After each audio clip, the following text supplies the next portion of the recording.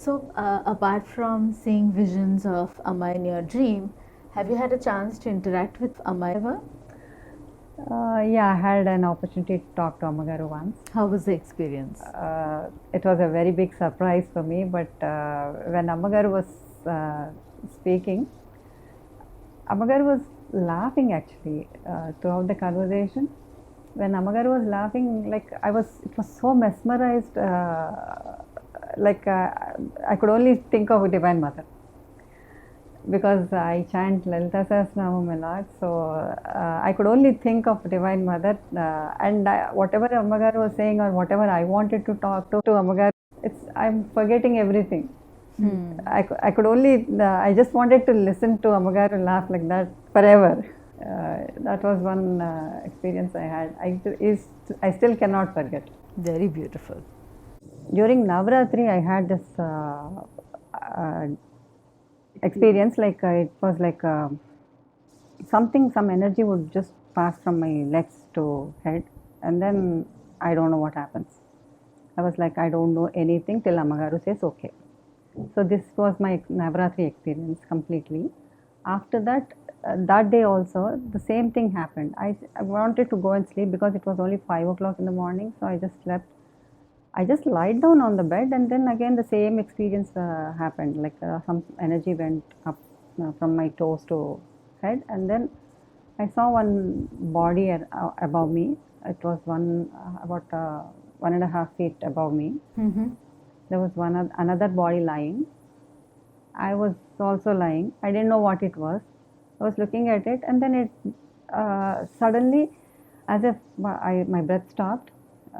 I just took a deep breath, and then I saw everything around. Everything was normal. And then again, as if nothing happened, again I just slept without a thought. I was completely thoughtless. I didn't know what it was.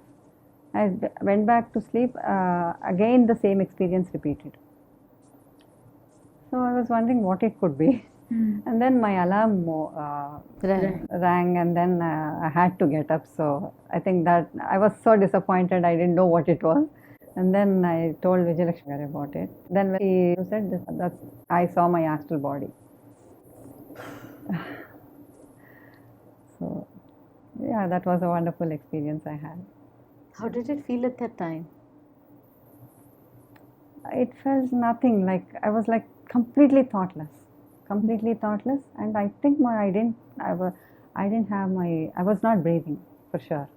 Okay. I wasn't breathing, and after that I had lot of sessions when my breath stopped. That was also another experience I would want to say. Sure. Once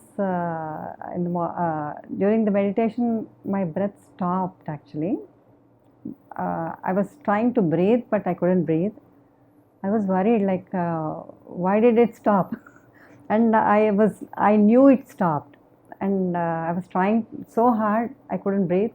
And then I was going on calling Babaji Garu, Amagaru, I don't know what is happening. And then within 2 minutes, the moment I was chanting Babaji Garu, Amagaru, and then I just took a deep breath, and then I was normal. I thought, okay, I'm good. But then when I told Vijayalakshmi Garu, and Ganesh Garu also told me that you should not be scared of your experiences, so it will just stop. So, yes.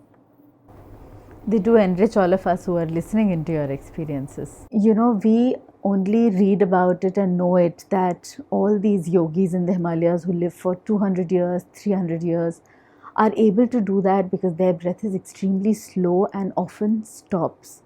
And in yogic philosophy, it is known as a kumbhaka.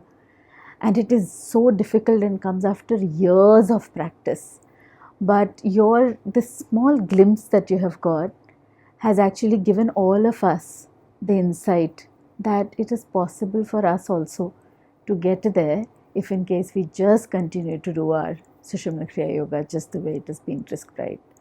So thank you so much for sharing that experience with us. It makes us so much more inspired and hopeful that even in this grihast sansaric life that we have, we can still get there somewhere. One more is last Kartik Purnami, Guru's. I think every time, every Kartik Purnami, I think I have an experience kind of. This time it was like I was doing. I just prayed to Guru's. I just stand in front of Guru's pictures. These days I don't feel it's just me a picture. I feel it has life in it, because when I stand there, I have tremendous vibration in my third eye region and Sahasrara. It becomes absolutely cold. Cold. And then there's a window right beside where I put the picture. So there I did when I do my Surya Namaskaram, it was like I could see the Surya Bimbam, like it's a round shape and then round glow, and then one eye in a vertical position. So I was like, I thought somebody else's eye I was looking at. And then I just took my focus off, and then again I tried. I was seeing it for at least 2 days. Continuously I was seeing the vertical eye. It was strange for me. So then I asked, and she said, it's your third eye. That's a very good experience. It's very abnormal that you see it vertical. So, anything else that you have? That's when I told Ammagaru, I'm going to surrender myself, completely surrender myself at Ammagaru's feet. After that, what happened is, like, I had little pigmentation on my face, which grew, which spread out to my neck and all. So that was pretty disappointing for me. So Vijayalakshmi said, you can put it as sankalpam, and you can do breathe out while you are doing long breaths also. So I've started to do that for 2 months. After that, like the moment I started to put this as sankalpam, something was pricking me, some thought, like, I said I surrendered at Ammagaru's feet, so what is it I want now? Should I really ask this? Why am I putting this for a sankalpam? I don't want it. It was so bothering, like my meditation was not very peaceful. I couldn't focus. So I said, okay, I don't want any sankalpam now. I just don't want any sankalpam. I don't want to do anything. Whatever Ammagaru says, I'll just do it. The moment I just stopped putting that as sankalpam, I was so relieved, so happy. So now I don't want to put anything for my sankalpam other than what Ammagaru wants me to say. So you just put Mangalam, Nitya Shubha Mangalam. That's it. So beautiful, actually. So what does surrenderance actually mean to you? There are so many of us who say the word, but they don't really understand. So when you say surrenderance, what does it mean to you? When I say surrenderance, I would say I've given up everything. My thoughts, my actions, everything now is guided by Ammagaru. So let Ammagaru decide. I don't have to ask now. Now I pray for others. I can just say somebody else's prayer, but I don't want to ask anything. I want this now. So if I surrender, I don't have to ask. Ammagaru is there to take care. So I don't have to ask. There's nothing that I can ask now.